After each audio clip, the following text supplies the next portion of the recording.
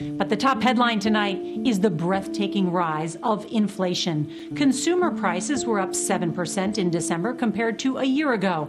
That means the cost for virtually everything is on the rise: food, gas, rent, utilities, and cars. Unfortunately, economists predict it won't be over anytime soon, with inflation remaining high throughout the year.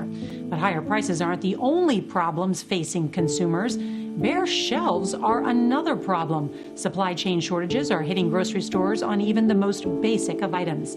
CBS's Scott MacFarlane is at a supermarket in Bethesda, Maryland. Good evening, Scott. Nora, this is the sharpest rise in consumer prices in nearly 40 years, creating two problems for grocery shoppers: rising prices emptying their wallets, and the store shelves emptying too.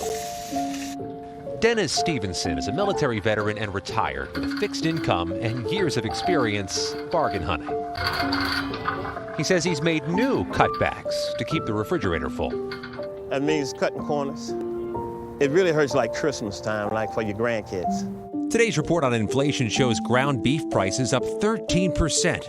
Double-digit jumps in the price of eggs, crackers, and bread. Breakfast cereal up 6%, and the milk you pour in it up by more than 4%. The White House today argued President Biden's Build Back Better plan, which is still stalled in Congress, would help, but acknowledged the pain isn't going away anytime soon. If you look at the projections by independent forecasters, then you see moderation over the course of 22. In the short term, in the immediate term, I think we'll focus on the practical steps that we can take, focus working with Congress. Amid the Omicron wave of the pandemic, the problem isn't just the prices of items on the shelves, it's finding and stocking them.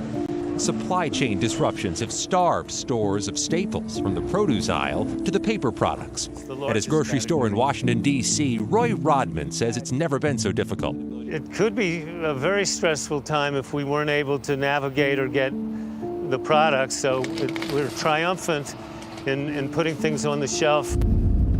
Food shipments have also hit a pothole. The nation's truckers tell CBS News they're operating with 80,000 fewer drivers than needed. Even a shortage in packaging items, from cardboard box adhesives to ink for product labels, could snarl production. Does this problem of unstocked shelves in certain stores last as long as the variant does, or the pandemic does?